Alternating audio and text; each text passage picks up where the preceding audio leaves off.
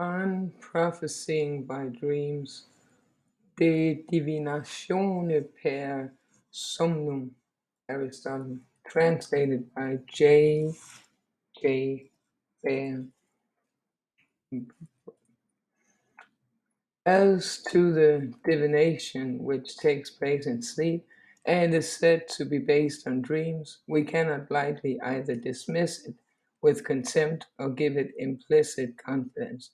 The fact that all persons, or many, suppose dreams to possess a special significance tends to inspire us with belief in it, such divination, as founded on the testimony of experience. And indeed, that divination in dreams should, as regards some subjects, be genuine, is not incredible, for it has a show of reason, from which one might form a like opinion, also representing all other dreams. Yet the fact of our seeing no probable cause to account for such divination tends to inspire us with distrust, for in addition to its further unreasonableness, it is absurd to combine the idea that the sender of such dreams should be God with the fact that those to whom he sends them are not the best and wisest, but merely commonplace persons. If, however, we abstract from the causality of God, none of the other causes assigned appears probable, for that certain persons should have foresight in dreams concerning things destined to take place at the Pillars of Hercules or on the banks of the Borysthenes seems to be something to discover, the explanation of which surpasses the wit of man. Well, then, the dreams in question must be regarded either as causes or as tokens of the events, or else as coincidence, either as all or some of these, or as one only. I use the word cause in the sense in which the moon is the cause of an eclipse of the sun, or in which fatigue is a cause of fever. Token in the sense in which the entrance of a star into the shadow is a token of the eclipse, or in which roughness of the tongue is a token of fever, while by coincidence I mean, for example, the occurrence of an eclipse of the sun while someone is taking a walk, for the walking is neither a token nor a cause of the eclipse, nor the eclipse or cause or token, or a cause or token of the walking. For this reason, no coincidence takes place according to a universal or general rule. Are we then to say that some dreams are causes, others tokens, of events taking place in the bodily organism? At all events, even scientific physicians tell us that one should pay diligent attention to dreams, and to hold this view is reasonable also for those who are not prac- practitioners but speculative philosophers, for the movements which occur in the daytime within the body are, unless very great and violent, lost sight of in contrast with the waking movements, which are more impressive. In sleep, the opposite takes place, for then even trifling movements seem considerable. This is plain in what often happens during sleep. For example, dreamers fancy that they are affected by thunder and lightning, when in fact there are only faint ringings in their ears, or that they are enjoying honey or other sweet savours, when only a tiny drop of phlegm is flowing down the oesophagus, or that they are walking through fire and feeling intense heat when there's only a slight warmth affecting certain parts of the body. When they are awakened, these things appear to them in this their true character. But since the beginnings of all events are small, so it is clear are those also of the diseases or other affections about to occur in our bodies. In conclusion, it is manifest that these beginnings must be more evident in sleeping than in waking moments. Nay, indeed, it is not improbable that some of the presentations which come before the mind in sleep may even be causes of the actions cognate to each of them. For as when we are about to act in waking hours, or are engaged in any course of action, or have already performed certain actions, we often find ourselves concerned with these actions, or performing them in a vivid dream, the cause whereof is that the dream movement has had a way paved for it from the original movements set up in the daytime. Exactly so, but conversely, it must happen that the movements set up first in sleep should also prove to be starting points of actions to be performed in the daytime, since the recurrence by day of the thought of these actions also has had its way paved for it in the images before the mind at night.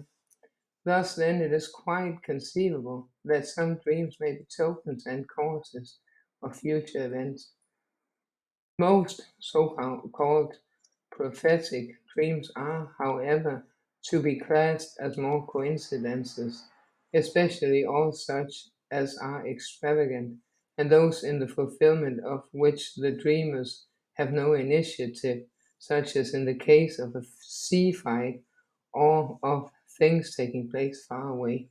As regards these, it is natural that the fact should stand as it does whenever a person, on mentioning something, finds the very thing mentioned come to pass. Why indeed should this not happen also in sleep? The probability is rather that many such things should happen, as then one's mentioning a particular person is neither token nor cause of this person's presenting himself. So, in the parallel instance, the dream is to him who has seen it neither token nor cause of it, so called fulfillment, but a mere coincidence. Hence the fact that many dreams have no fulfillment, for coincidence do not occur according to any universal or general law. On the whole, for as much as certain of the lower animals also dream, it may be concluded that dreams are not sent by God, nor are they designed for this purpose, to reveal the future. They have a divine aspect, however, for nature, their course, is divinely planned, though not itself divine. A special proof of their not being sent by God is this: the power of foreseeing the future and of having vivid dreams is found in persons of inferior type, which implies that God does not send their dreams, but merely that all those whose physical temperament is, as it were, garrulous and excitable, see sights of all descriptions. For inasmuch as they experience many movements of every kind, they just chance to have visions resembling objective facts, their luck in these matters being merely like that of persons who play at even and odd. For the principle which is expressed in the gambler's maxim, if you make many throws, your luck much. Aye.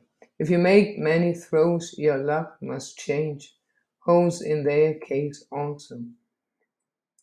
That many dreams have no fulfillment is not strange, for it is so too with many bodily toms and weather signs, those of train or wind. For if another movement occurs more influential than that from which, while the event to which it is pointed was still future, the given token was derived. The event to which such token pointed does not take place. So, of the things which ought to be accomplished by human agency, many, though well planned, are by the operation of other principles more powerful than man's agency brought to naught. For speaking generally, that which was about to happen is not in every case that what now is happening, nor is that which shall hereafter be identical with that which is now going to be.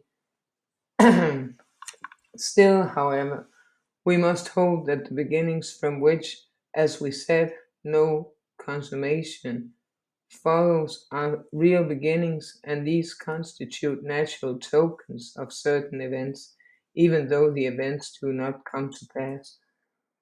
As for prophetic dreams, which involve not such beginnings, of future events, as we have here described, but such as are extravagant in times or places or magnitudes, or those involving beginnings which are not extravagant in any of these respects, while yet the persons who see the dream hold not in their own hands the beginnings of the event to which it points, unless the foresight which such dreams give is the result of pure coincidence. The following would be a better explanation of it than the proposed by Democritus, who alleges images and emanations as its cause. As when something has caused motion in water or air, this the portion of water or air, and though the cause has ceased to operate, such motion propagates itself to a certain point, though there the prime movement is not present. Just so it may well be that a movement and a consequent sense perception should reach sleeping souls from the objects from which Democritus represents images and emanations coming, that such movement, in whatever way they arrived, should be more perceptible at night than by day, because when proceeding thus in the daytime they are more liable to dissolution, since at night the air is less disturbed, there being then less wind, and that they shall be perceived within the body owing to sleep, since persons are more sensitive even to slight sensory movements when asleep than when awake. It is these movements, then, that cause presentations, as a result of which sleepers foresee the future, even relatively to such events as those referred to above. These considerations also explain why this experience befalls commonplace persons and not the most intelligent, for it would have regularly occurred both in the daytime and to the wise, had it been God who sent it. But as we have explained the matter, it is quite natural that commonplace persons should be those who have foresight in dreams, for the mind of such persons is not given to thinking, but as it were derelict or totally vacant, and when once set moving, is borne passively on in the direction taken by that which moves it. With regard to the fact that some persons who are liable to dearrangement have this foresight, its explanation is that their normal mental movements do not impede the alien movements, but are beaten off by the latter. Therefore, it is that they have an especially keen perception of the alien movements. The word alien, like alienated, just to that certain persons in particular should have vivid dreams, that familiar friends should thus have foresight in a special degree representing one another, is due to the fact that such friends are most solicitous on one another's behalf. For as acquaintances in particular recognize and perceive one another a long way off, so also they do as regards the sensory movements respecting one another. for sensory movements which refer to persons familiarly known are themselves more familiar. Atrabilious, atrabilious persons, owing to their impetuosity, are, when they, as it were, shoot from a distance, expert at hitting, while owing to their mutability, the series of movements deploys quickly before their minds. For even as the insane recite or con over in thought the poems of Philagaides, the Aphrodite, whose parts succeed in order of similitude, just so do they, the Atrabilus, go on and on, stringing sensory movements together. Moreover, owing to their aforesaid impetuosity, one movement within them is not liable to be knocked out of its course by some other movement. The most skillful interpreter of dreams is he who has the faculty of observing resemblances. Anyone may interpret dreams which are vivid and plain, but speaking of resemblances, I mean that dream presentations are analogous to the forms reflected in water, as indeed we have already stated. In the latter case, if the motion in the water be great, the reflection has no resemblance to its original, nor do the forms resemble the real objects. Skillful indeed would he be in interpreting such reflections, who could rapidly discern and at a glance comprehend the scattered and distorted fragments of such forms, so as to perceive that one of them represents a man or a horse or anything whatever. Accordingly, in the other case also, in a similar way, some such thing as this blurred image is all that a dream amounts to, for the internal movement effaces the clearness of the dream.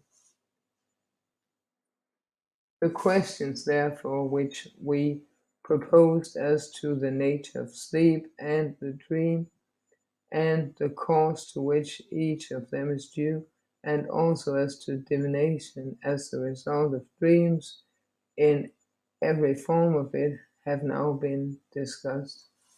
So discussion was the rest of the thing.